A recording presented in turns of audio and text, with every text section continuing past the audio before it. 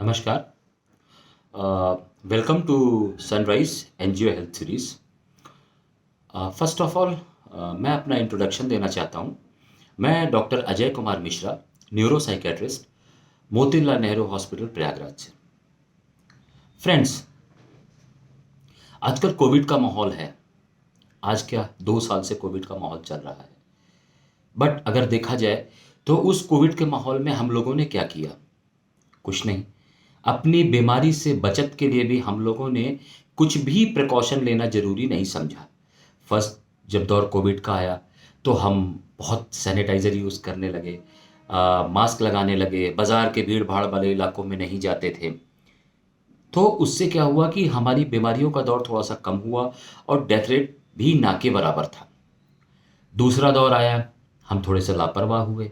Government पूरा काम कर रही है, डॉक्टर्स पूरे काम कर रहे हैं, बट हम अपना काम नहीं कर रहे हैं।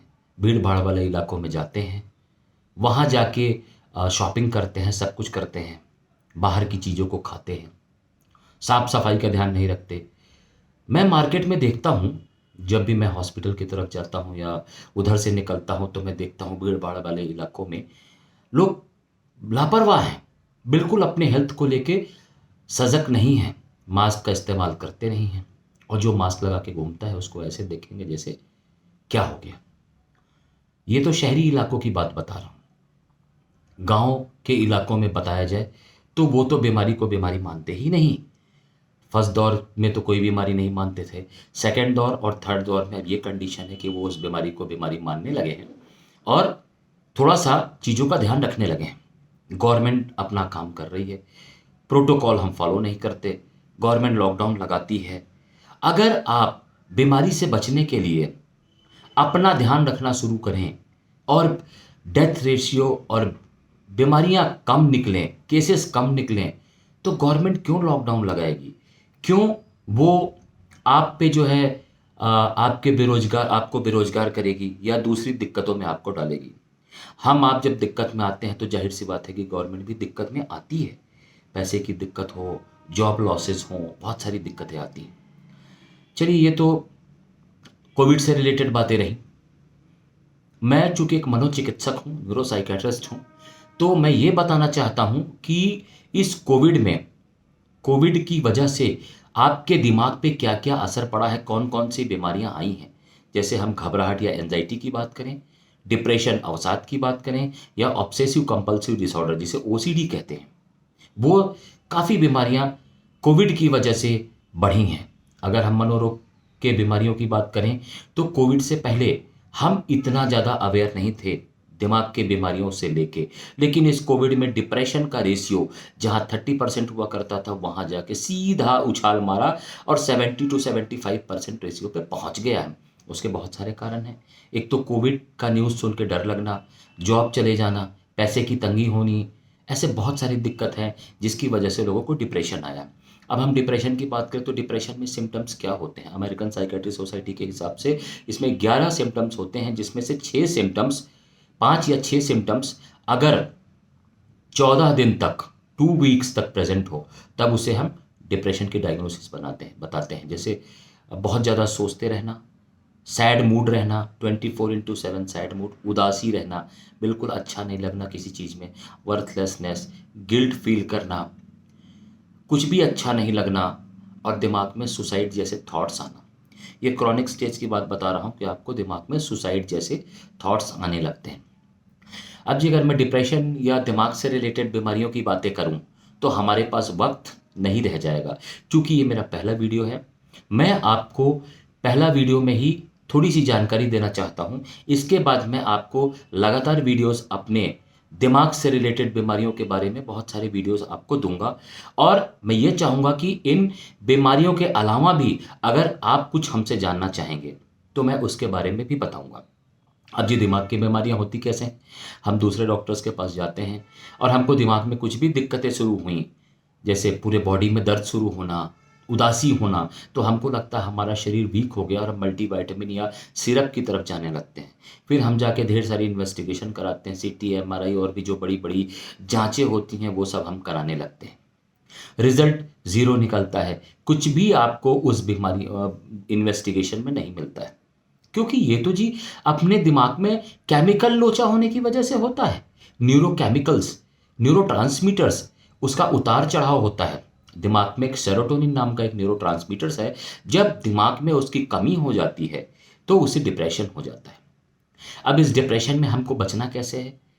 जब भी हमको ऐसे थॉट्स आए तो हमारे जो सबसे ज़्यादा क्लोज होते हैं, हमारे फ्रेंड्स, हमारे गार्जियन, हमारे पेरेंट्स, हम उनसे डिस्कस करें। शायद उनसे हम ठीक हो सकते हैं। या जिस चीज़ में आपको रुचि हो वो काम करिए, मूवीज़ देखिए, म्यूज़िक सुनिए। सबसे बेस्ट तरीका होता है अपना म्यूज़िक। जैसे किसी को कुछ भी बजाना पसंद हो, तबला बजाइए, गिटार बजाइए, सितार बजाइए, जिस चीज़ में आपका इंटरेस्ट हो, वो हमारे डिप्रेशन को लगभग 50% कम कर देता है। एक्सरसाइज करना है। अब हम सब कुछ करते हैं बट अपने बॉडी को 20 टू 25 मिनट्स बिल्कुल नहीं देते हैं, वो भी देना है। उससे हमारी बहुत सारी चीज़ें का समाधान होगा। हम अगर फिर भी लगता है कि जी इससे हम ठीक नहीं हो पा रहे हैं, तो हमको अपने प्रोफेशनल से या साइकेट्रिस्ट से मदद लेनी है। बहुत सारे साइकेट्रिस्ट का नंबर आजकल गूगल्स पे आपको मिल जाएगा। आप उनके पास जाने से घबराइए मत। बहुत लोगों के दिमाग में ये थॉट्स आते हैं, जी मैं पागल थोड़ी हूँ जो मुझे साइकेट्रिस्ट के पास जाना है। ये आपके दिमाग का वहम है। साइकेट्रिस्ट, हम अपने देश में साइकेट्रिस्ट की वैल्यू नहीं समझते हैं। आप हमारे देश से बाहर जाइए, वहाँ पे साइकेट्रिस्ट की वैल्यू होती है। अभी कोविड के बाद से लोगों को साइकेट्रिस्ट की वैल्यू समझ में आई है कि नहीं जी, ये भी एक बीमारी होती है और हमको साइकेट्रिस्ट से मिलकर ही ठीक किया जा सकता है। आप जो है साइकेट्रिस्ट से मदद लीजिए और ज़रूरत पड़ने पर ही वो आपको दवाइयाँ देगा। बिना ज़रूरत के वो आपको दवाइयाँ नहीं देंगे। आपको थेरेपी कराएंगे, उसके लिए साइकोलॉजिस्ट होते हैं, वो आपको थेरेपी के लिए भेजेंगे। हो सकता है आप थेरेपी से ही ठीक हो जाएं। अगर उससे आप ठीक नहीं होंगे तो हल्की सी दवाइयाँ देंगे, जिससे ना आपको एडिक्शन होगा, ना आपको सोने वाली दवाइयाँ, ना आपको वजन बढ़ाने वाली दवाइयाँ, ऐसी कोई भी चीज़ें नहीं हैं। वो आपको एक नॉर्मल दवाई देंगे और डिप्रेशन के लिए मैक्सिमम कुछ महीने तक दवाई चलेगी और आप बिल्कुल ठीक होके रूटीन में काम करने लगेंगे। हमको दूसरी बीमारियां होती हैं तो हम क्या करते हैं, हम दूसरे डॉक्टर्स के पास जाते हैं। फिजिशियन के पास गए, डर्मेटोलॉजिस्ट के पास गए, ईएनटी सर्जन के पास गए, ऑप्थेल्मोलॉजिस्ट के पास गए। सर पे चोट आई, इंजरी हुई तो हम न्यूरोसर्जन्स के पास गए। बट अगर दिमाग की कोई बीमारियां होती तो हम साइकेट्रिस्ट के पास जाने से घबराते हैं। अपने दिमाग से वहम हटाइए, डॉक्टर्स के पास जाइए, आप परफेक्टली ऑल राइट हो जाएंगे। ये तो जी बहुत बड़ा है साइकेट्री। अगर मैं इस पे बात करूंगा, हम कोशिश करेंगे कि आपको हर बीमारियों के बारे में नई नई जानकारियां देंगे। हम आपसे एक और इल्तजा करना चाहते हैं, आपसे एक गुजारिश करेंगे। इस बीमारी में आप अपने को सेफ रखेंगे तो हम अपने पूरे देश को बचा सकते हैं। इस ओमिक्रॉन के माहौल में डॉक्टर्स ज़्यादा प्रभावित हो रहे हैं, वो हॉस्पिटल में काम कर रहे हैं, हॉस्पिटल में पेशेंट के साथ ठीक हैं, डेथ रेट नहीं है। दिमाग में घबराने की बात नहीं है कि हम घबराने जैसे कंडीशन में हैं। आप उस बीमारी के लिए हम लोगों पे छोड़ दीजिए, हम लोग आपको उस चीज़ों से निजात दिलाएंगे।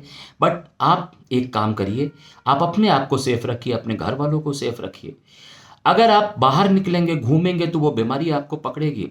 आप घर के अंदर आएंगे तो हो सकता है आपके बुजुर्ग माता पिता हों, छोटे बच्चे हों, जो प्रभावित हो जाएंगे।